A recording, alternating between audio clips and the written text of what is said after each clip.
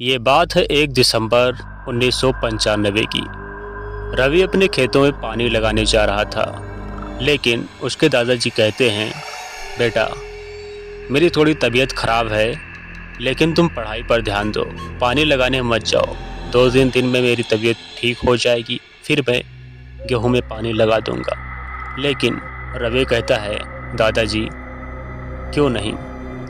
एक दिन पढ़ाई नहीं करूंगा तो क्या ही हो जाएगा। आज पानी लगा देता हूँ, वैसे भी गेहूं में पानी लगाना बहुत ही ज़रूरी है। और पढ़ाई का क्या है, आपकी तबीयत ठीक हो जाएगी तो पढ़ाई तो चलती ही रहेगी। रवि अभी 17 साल का है। ये बात है 1995 की 1 दिसंबर की। हल्का हल्का ठंडी पड़ रही थी। गांव के सभी लोग गेहूं में पानी लगा चुके थे, लेकिन रवि का गेहूं अभी तक उसमें पानी नहीं लगा था। पास के ही रवि के खेत है, पास में ही, गांव से करीब आधा किलोमीटर दूर, और वहां से एक नहर जाती है। नहर में पानी अभी बहुत ही ज़्यादा था, तो रवि को लगा कि नहीं, अभी गेहूं में पानी लगाना उचित समय है और जाकर लगा देता हूँ। रवि गेहूं में पानी लगाने के लिए निकल गया। रवि गेहूं में पानी लगा चुका था, करीब थोड़ा सा बचा था। रवि ने सोचा कि चलकर घर पे जाता हूँ और घूम टहल के आता हूँ, तब तक पानी ऐसे ही जाता रहेगा गेहूं में। गेहूं में पानी जा रहा था और रवि करीब समय देखा तो 2 बज रहे थे। सोचा 1 घंटे में घूम घाम के चला आऊँगा। रवि गया घर पे, घर से वापस आया। वापस आकर देखा तो दूर ही था, तभी रवि को एक साया दिखा।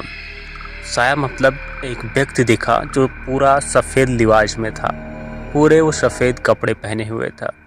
उसके हाथ पैर कुछ भी नहीं दिख रहे थे। ऐसा लग रहा था मानो सर से पैर तक कोई सफ़ेद कपड़े से ढका हो। लेकिन ये कैसे पॉसिबल है? रवि और आगे बढ़ते ही जा रहा था, थोड़ी दूर पर पहुंचा। हालांकि अपने खेतों में आ चुका था, लेकिन काफ़ी दूर था उस व्यक्ति से। रवि ने आवाज़ दी, कौन है? कौन हो भाई तुम? लेकिन वो कुछ बोल नहीं रहा था। थोड़ा और आगे आने पर वो व्यक्ति जो पूरे सफ़ेद लिबास में था, वो धीरे धीरे आगे बढ़ने लगा। जैसे ही रवि उसके नज़दीक पहुंचा, वो ज़ोर से वहां से भागा, बड़ी ही डरावनी आवाज़ निकालते हुए। लेकिन रवि अभी 17 साल का ही था, वो कुछ समझ नहीं पाया। ज़ोर ज़ोर से वो भी चिल्लाने लगा। ये बात उसके गांव वालों तक पहुंची। उसके गांव वाले भी लाठी उठाकर उस खेत तक पहुंचे जहां से ज़ोर ज़ोर से आवाज़ें आ रही थी। आकर देखे तो रवि बड़े ही ज़ोर ज़ोर से चिल्ला रहा था। करीब रवि को चिल्लाते हुए 10 मिनट बीत चुके थे। तब तक गांव वाले वहां पर पहुंच चुके थे उसके खेतों में।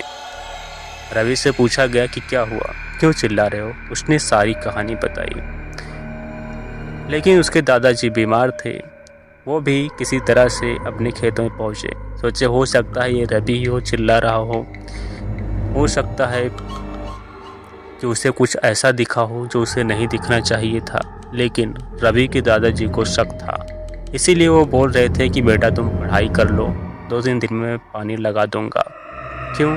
क्योंकि वो जो साया दिखा था वो गांव के बहुत से लोगों को दिख चुका था, इसलिए किसी ने आश्चर्य नहीं किया। उन्होंने रवि को समझाया वो कुछ नहीं था, वो बस एक छलावा था। वो हम सभी में से किसी न किसी को दिखता ही रहता है। वो एक छलावा है, एक पिशाच है जो भटकता रहता है। हालांकि उसने अभी तक किसी को नुकसान नहीं पहुंचाया है, लेकिन वो किसी न किसी तरीके से सभी की मदद करना चाहता है। और इतना कहने के बाद जब रवि ने ये सारी बातें सुनी तो उसके हाथ पैर बड़ी ही ज़ोरों से काँप रहे थे। धीरे धीरे काँपना बंद हो गए। तब तक रवि के दादाजी भी आ गए और रवि को अपने साथ घर ले गए। और दूसरे दिन उन्होंने सारी सच्चाई बताई कि मैं इसीलिए तुम्हें पानी लगाने के लिए नहीं जाने दे रहा था।